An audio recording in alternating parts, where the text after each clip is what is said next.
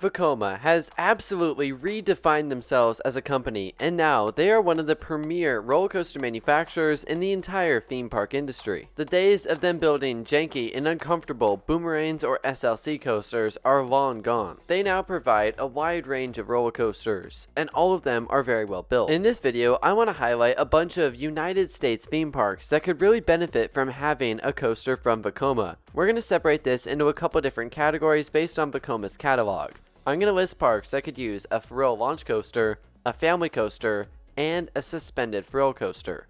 I understand this isn't all of Vekoma's offerings, but I kind of had to pick and choose a little bit here. And just for the sake of not going for 25 minutes in this video, each park can only choose one category, i.e. even if a park could use a coaster in all three of those categories, I'm only going to give them one. We'll bounce back and forth between each category, the parks in each category being listed in alphabetical order.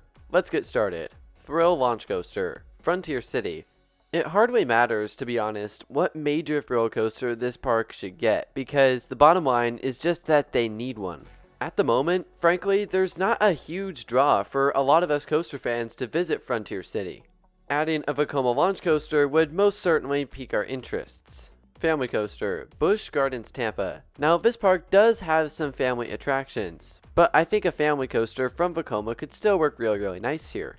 And it would only further bolster this park's impressive ride lineup.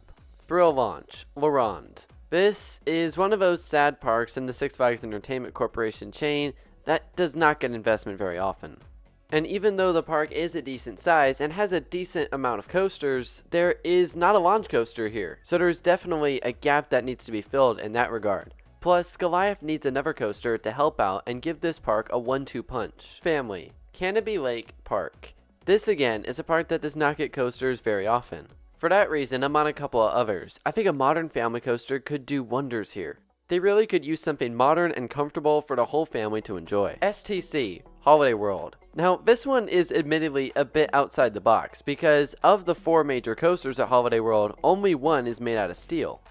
That being said, this park is not afraid to make some pretty interesting investments. Between a launch wind coaster and one of the world's longest wooden coasters, they certainly have done their fair share of that, and they've also worked with Vekoma before when they added Good Gravy. From all accounts I've seen, this coaster has been very well received, so perhaps Holiday World would consider working with Vekoma one more time in the future. Family, Dorney Park. Well, here's another park, folks, that does not get a ton of investment. This one is on the Legacy Cedar Fair side. Now, to be fair, they did just receive Iron Menace, the B&M dive coaster.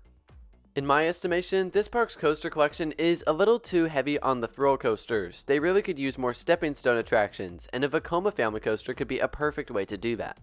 Thrill Launch, Luna Park. This one's a little outside the box because this park does have some space limitations. It's located in Brooklyn, New York. Not only is there a space issue, but there's also an ownership issue. You see, this park is operated by Zamperla, and so they're probably less inclined to add coasters from other manufacturers, and we've seen them add a lot of their own rides over the years. Family, Knoebels. Knoebels looks like a really charming amusement park in Pennsylvania. Black Diamond is a dark ride coaster, and Flying Turns is a wooden bobsled coaster, so their family offerings at the moment are pretty unique, so let's get something a bit more traditional in there.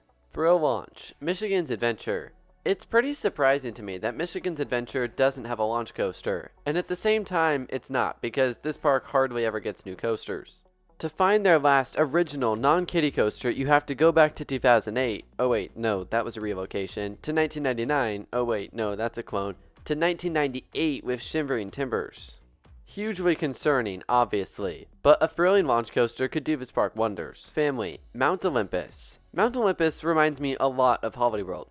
Not that it's as good as Holiday World, but in terms of their coasters, they have pretty much all wood coasters, 4 wood and 1 steel, and that 1 steel coaster is very small.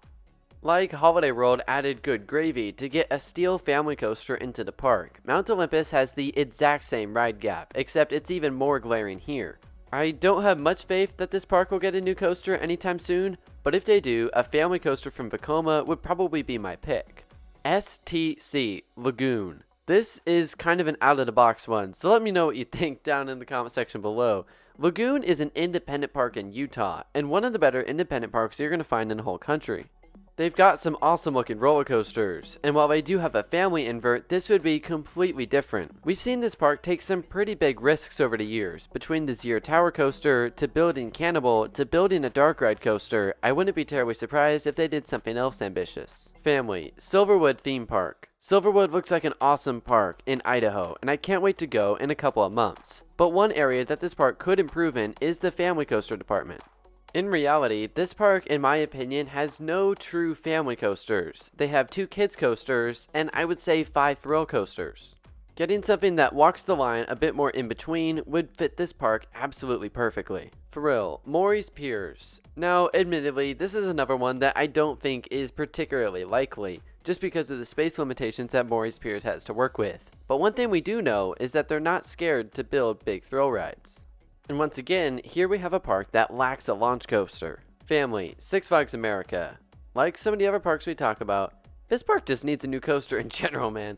I would also say that, like Dorney Park, and even Silverwood to an extent, I think that they lean a bit too heavily into the thrill coasters, and the percentage on that is a little bit off.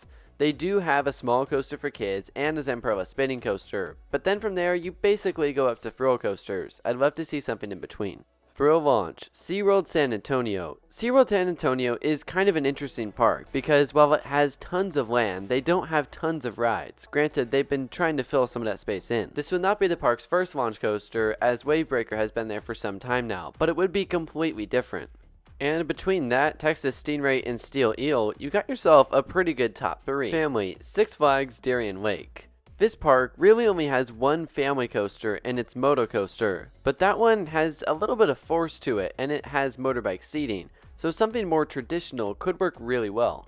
Now, admittedly, I would also love to see a thrill launch coaster here, but I think the family coaster is a little bit of a bigger gap for Darien Lake. STC, King's Dominion. King's Dominion is an interesting park in terms of the fact that they once had an inverted coaster in, of course, Volcano the Blast Coaster, but it has since been removed and replaced with Rapterra. It's good news for King's Dominion that they did not receive a Vekoma SLC back in the day. Now, maybe they can receive an STC. Family, Six Flags Mexico. Six Flags Mexico has no shortage of good thrill coasters, specifically that top 2 with Superman El Ultimo Escape, and of course, Medusa Steel Coaster. That said, looking at the coaster lineup here, it seems to me that it could use a bit more rounding out. But of course, that's just the way I see it. Thrill launch, Six Flags Great Escape. Like Frontier City, this park just needs a standout coaster in general. And while it's true that they did receive a new coaster in Bobcat recently, they unfortunately had to remove another coaster within that process. As someone who's never been to Great Escape as of this recording, it looks like a park that has some fun coasters, but not a park that has a coaster that I'm going to travel across the country for, just for that one ride. A thrill launch coaster could potentially fix that. Family, Six Flags Over Georgia. Over Georgia is receiving a new coaster this year with Georgia Gold Rusher, and they do have some pretty good thrill coasters. However, the family coaster department here is actually worse than you might think, especially when you look at modern family coasters. There really isn't a ton to speak of. Give the kids more opportunities to build their way up to the bigger coasters like Twisted Cyclone and Goliath. Thrill launch, Six Flags New England. At long last, Six Flags New England is adding a launch coaster this year with Quantum Accelerator, and I'm excited to see that. But that is a family-friendly edition. I would love to see a thrilling launch coaster here. Winding down towards the end, family, Valley Fair. Valley Fair, again, does not get new coasters particularly often, and I think that's pretty well documented at this point, which is a bit of a shame because of how important they were at the beginning of Cedar Fair. But anyway, that's neither here nor there. As of now, Valley Fair has a couple of family coasters, but none that are unique. This is one of the reasons why a Vekoma family coaster would be good here. STC, Universal Epic Universe. This is a complete wild card, but at the same time, it wouldn't surprise me. This park looks absolutely amazing, and another standout coaster would do wonders. Last one for today, Family Worlds of Fun. Now, I will give Worlds of Fun a little bit of credit here, because Zambezi Zinner is one of those coasters that is kind of walking the line between a family coaster and a thrill coaster. That opened in 2023, and I think that helped a little bit, but they could still do better. Perhaps this is just wishful thinking, but there are some parks that I think would benefit from adding a new age Vekoma. I kept it pretty brief with each park, as I was namely trying to fill gaps in the park's lineup, and I wasn't trying to repeat myself over and over and over. Wait, I just repeated myself over and over and over. Hang on. It's really cool to see that some of these coasters are already coming to the US at a greater rate, and I hope it continues. So thank you all so much for watching. Let me know what you think down in the comments below, and if I missed any parks. Until next time, thanks for watching. See you then.